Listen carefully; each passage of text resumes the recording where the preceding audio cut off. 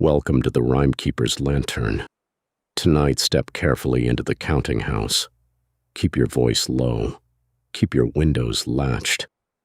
And whatever you do, don't finish the song after dark. There is a valley in the old rye country where people still lower their voices when a child begins. Sing a Song of Sixpence. They do not snatch the song away. That would make children curious. They let the first lines pass. They let the pie be mentioned. Sometimes they even allow the king. But after dusk in that valley, no one sings it to the end. Not in the kitchens, not in the yard, not while the wind is coming down off the hill. If you ask why, most folk will shrug and tell you it is only an old custom, the sort of thing country places keep because their grandmothers kept it first. If you ask again, they will begin to busy their hands.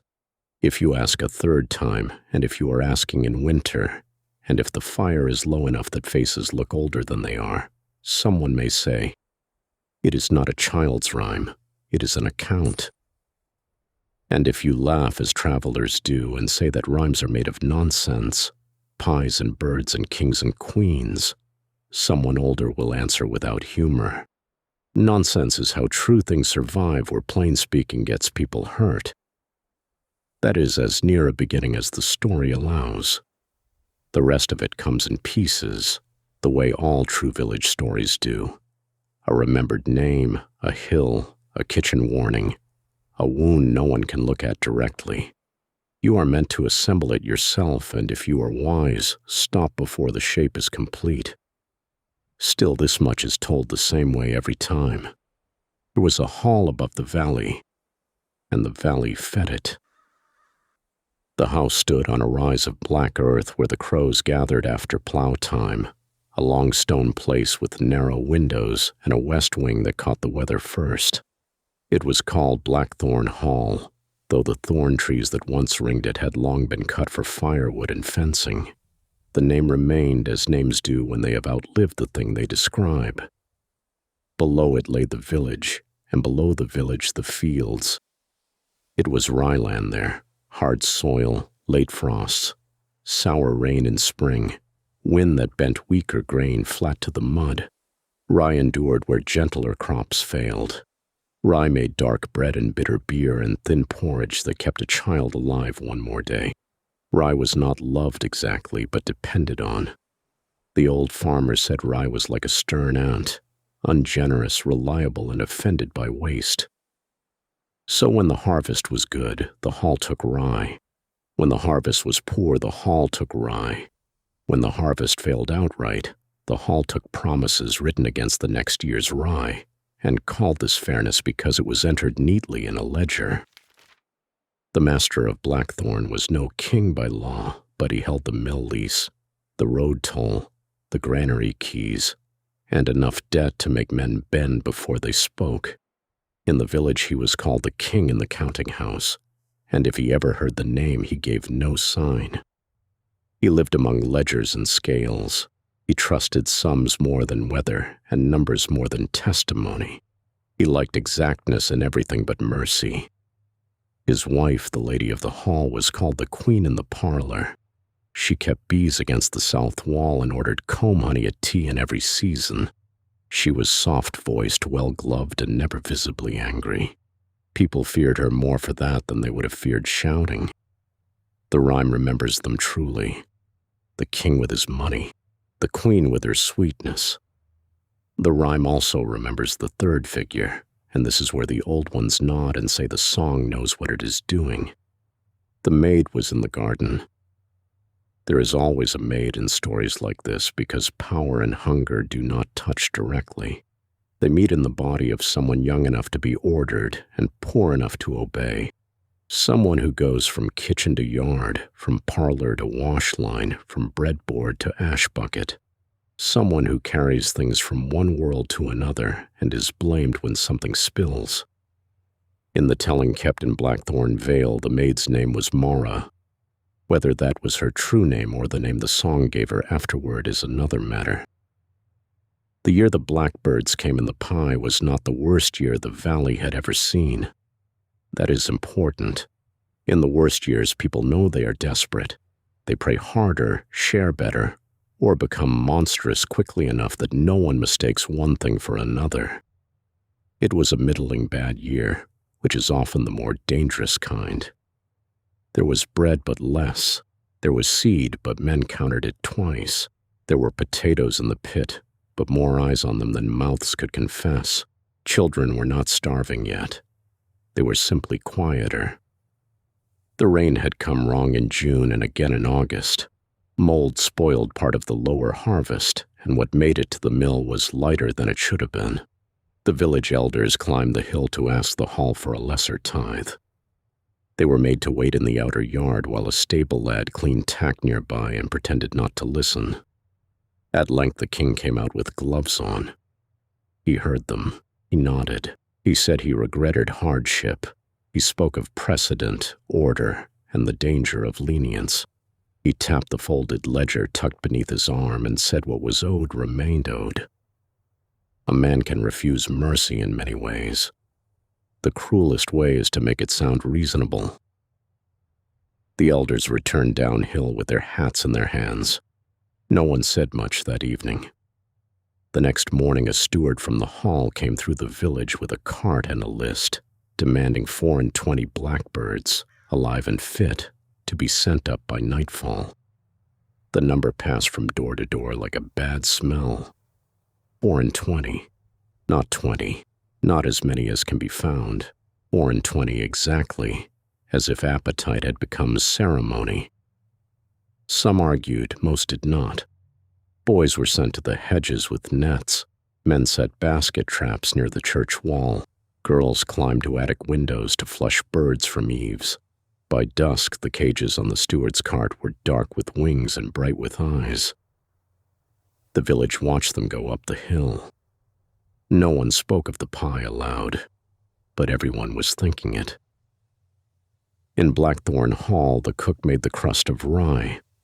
The kitchen women remembered that part all their lives, and told it in whispers years later, as if that detail were a nail that fixed the whole thing in place. Rye crust. Not wheat for tenderness, not sweat pastry for feast days. Rye, the valley's grain, the poor grain, the keeping grain. The old cook, Mistress Wren, kneaded it with both fists and a face like weathered bark. She had served 3 ladies in that kitchen and outlived 2 masters. She had a way of moving as if she were trying not to wake something in the walls. Mara was there when the pie was sealed. She saw the feathers on the board. She saw the cook lash the crust round with twine. She heard movement within when the dish was lifted near the oven mouth. She should have refused then, perhaps. That is what outsiders say when they hear the story. Outsiders are always brave in hindsight, especially with other people's wages. Mara was 16 from a cottage where her mother had begun stretching soup with oat husks. She had dry shoes at the hall, half a bed by the scullery hearth, and bread every day if she kept her hands busy. People like Mara do not refuse rich houses because rich houses become strange. They learn to step around strangeness and call it employment. When the pie was baked and glazed, the cook set it on a heavy tray and said without looking at her, "Take it to the counting house, knock once. Set it down. Do not linger." Mara asked the question she had been holding all afternoon. "Why there?" Mistress Wren's hand stopped. "For the same reason all bad things go there first," she said. "Because that is where they are counted." Then she thrust the tray into Mara's arms before the girl could answer. Later, Mara said the dish was warm all through, not just at the base where metal holds heat, warm and shifting, like carrying a covered cradle in which something had woken too early. The counting house was in the west wing, a narrow room paneled in dark wood, with one tall window and shelves full of ledgers buckled from years of damp and handling. The king sat beneath candlelight with his scales laid out, and coins in little stacks sorted by size and shine. He did not look up at once when Mara entered. "Set it there," he said, finishing the count in his hand before laying down the last coin. Mara put the tray on the table. The crust gave a small thud from within. This time he did look up. "You are the garden maid?" "Yes, sir."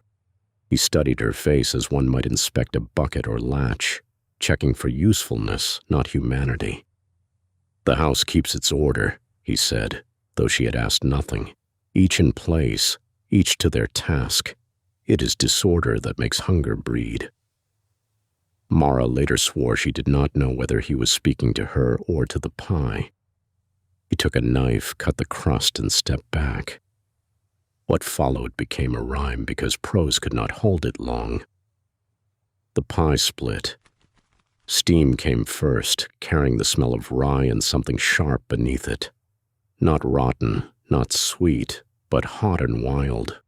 Then black wings hammered upward through the opening. One bird struck the candle and sent wax across the ledger. Another landed on the scale arm and bowed it sideways. Another clung to the window latch and beat at the glass. And then the singing began.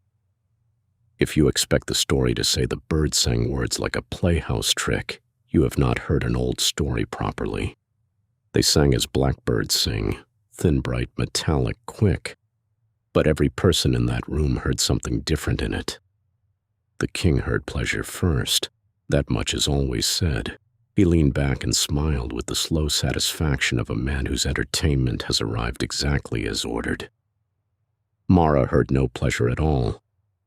She heard measures. The pour of grain into bins, the scrape of sacks dragged across stone, the dry leaf flick of ledger pages turned by unwashed fingers, a child crying once and then stopping because no one came quickly, a woman asking for a little time, a man saying no. Not words, never words. Yet the shape of accusation filled the room so precisely that Mara felt, years later, she could still hear it when a blackbird called from a hedge in rain. She ran before the song had finished. No one in the hall stopped her. No one in the hall ever admitted hearing anything wrong. After that night, the house did not collapse, as children like stories to do when wickedness is exposed. It merely changed, and in changing became harder to live in. The queen continued to take bread and honey in the parlor, but she began leaving the crusts untouched. She sent back whole jars saying the comb had turned rank. The bee-master swore the honey was sound. She had him dismissed by Martinmas. The dogs refused the west corridor. Servants woke to find black feathers in locked pantries. Candles burned low and guttered hard whenever open ledgers lay on the counting table. Mistress Wren crossed herself before setting dough and would not say why. As for Mara, she avoided the west wing and kept to the kitchens and gardens. She worked faster. She slept lighter. She began listening to hedges before stepping near them. This is how consequence often enters a place, not as punishment all at once, but as a disturbance of ordinary senses. Sweet things sour. Familiar rooms feel arranged against you. A sound you once ignored becomes impossible not to hear. Still the hall carried on. The king counted. The queen poured tea. The village bent. Winter came on. And then came the storm night. The air that afternoon had a metal taste to it.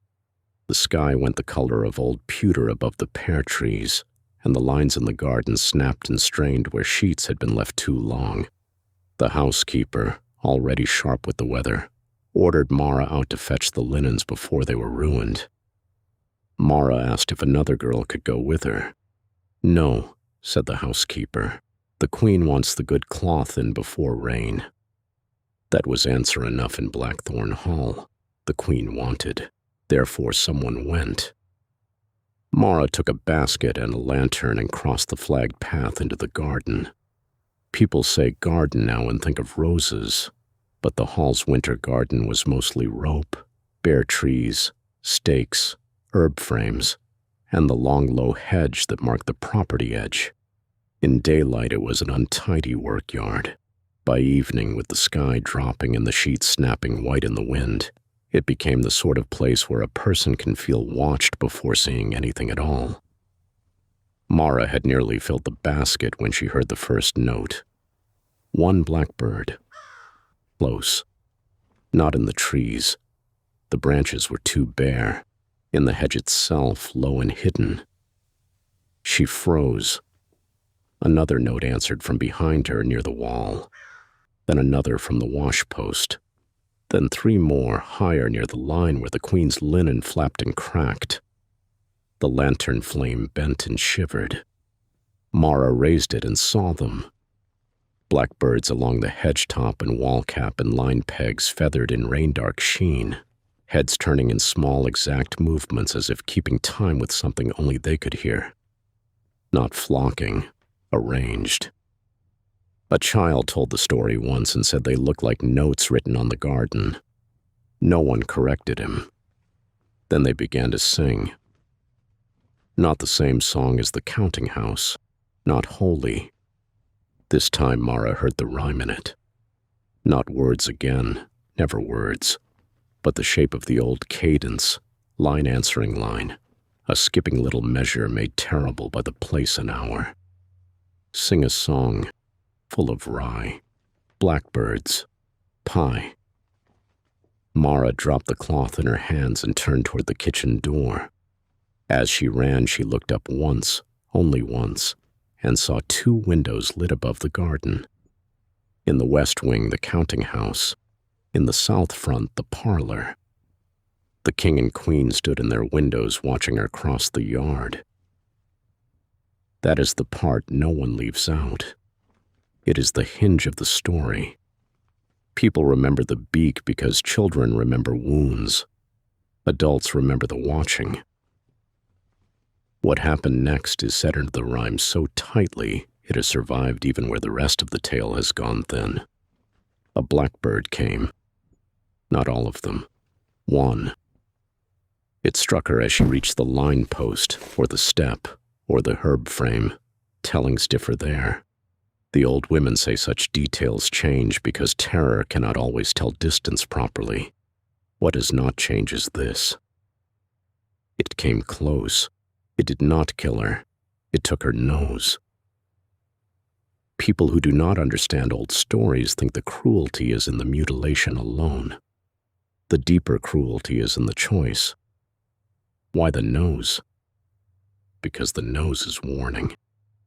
You smell scorch before you see flame. You smell sour grain before the loaf is cut. You smell a sick room before anyone says the fever has turned. You smell corruption before it can be made polite. In the valley's old speech, to lose the nose was to lose one's first trust in the world. After that night, Mara lived. The story insists on it. She must live, or there is no witness and no warning, only spectacle. But she lived marked. Some said she could smell nothing afterward, not bread, not rain, not smoke. Some said the opposite, that she smelled too much, that honey made her retch, wet wool sent her shaking, and fresh-cut rye brought tears to her eyes for no reason she could explain. Both versions may be true. Trauma divides the senses in strange ways, and villages name such things with the tools they have. The old folk reading of the mark is darker still. They say the hall had already lost its own nose. The king could no longer smell want because he had converted it into tally marks. The queen could no longer smell guilt because she kept covering it in sweetness.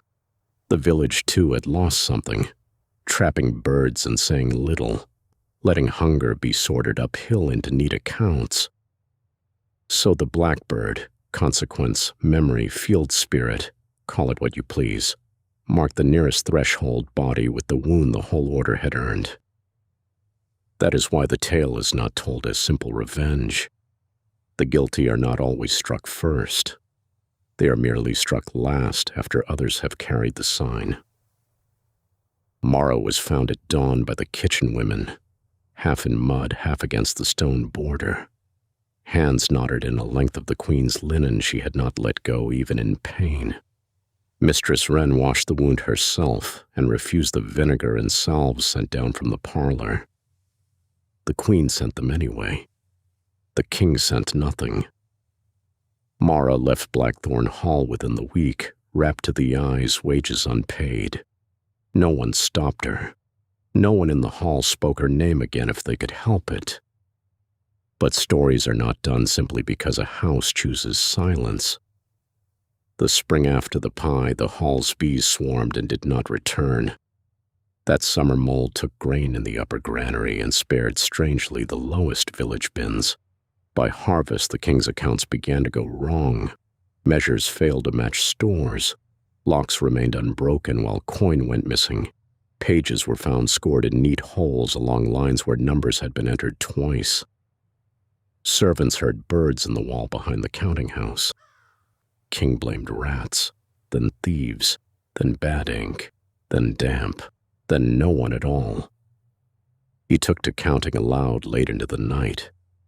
The queen stopped eating honey but kept bowls of it set out on the parlor table, hardening untouched, as if refusing it openly might mean admitting what she could no longer bear to taste. She had the garden hedge cut low. Blackbirds gathered on the stumps. She had it uprooted. Blackbirds lined the wall. There are places where denial becomes its own haunting. Blackthorn Hall was one. The end of the king differs by village. In some tellings he vanished from the counting house one winter night, leaving only feathers in the coin trays. In others he died in his chair with the ledger open and his fingers stained black at the tips, as if ink had begun to take him from the hands inward. The queen outlasted him for a season or two, depending on who is speaking, long enough anyway to learn that comfort does not protect a person from dread once sweetness has gone bitter in the mouth. The hall decayed after that, not all at once but room by room, dignity first, masonry later. The west wing took damp, the parlor shutters warped, plaster fell, tenants came and went, the village remained. The rhyme remained too. That is the greater survival. As for Mara, she lived a long time, long enough to become part of the caution instead of the pity. She kept a small oven in a cottage near the marsh road and baked rye loaves with a crust so good people came farther than they meant to for it. Children feared her a little and loved her anyway. She was kind in practical ways and impatient with foolish ones. If a child sang the sixpence rhyme in her hearing, she would let them go as far as the pie. Sometimes, if she was in a softer mood, as far as the king. Never farther after sundown. She did not explain much. That was not her way. She only tapped the table and said, "Enough, that line opens doors." Years later, when lean harvest came again and men from newer houses began speaking of necessary hardship in tidy phrases, Mara would ask one question and no more. Necessary for whom? People did not always thank her for it, but they remembered it. That too is part of the blackbird's work in old stories. Not merely punishment, but recall. The return of what people would rather convert into custom and forget. So the valley keeps the rhyme in a half voice. A pocket full of rye, 24 blackbirds, a king counting, a queen eating, a maid in the garden, a blackbird coming close. Small images, easy to carry, hard to shake. If you pass through that country in daylight, you may think it ordinary enough. Hedges, dark-bred old stone, rooks in the fields, the remains of a house on a hill that no one much cares to repair. You may hear a child skipping a rope and chanting the first lines and think no more of it. But if evening comes and someone in the kitchen says gently, "Don't sing the rest, do not make a game of it," do not ask for the full story as if stories were owed for your amusement. And if you ever find yourself in a rich house in a lean year, carrying something warm and shifting toward a room where accounts are kept, remember Blackthorn Hall and turn back while your hand still can. The old people say the blackbird is not a bird in the end. It is the shape consequence takes when a whole place has forgotten how to smell what it has become. And once it begins to sing, it is already too late to call it nonsense. That was tonight's warning from the Rhymekeeper's lantern. Keep the lantern lit. And remember, old rhymes, dark warnings, never sing the last line.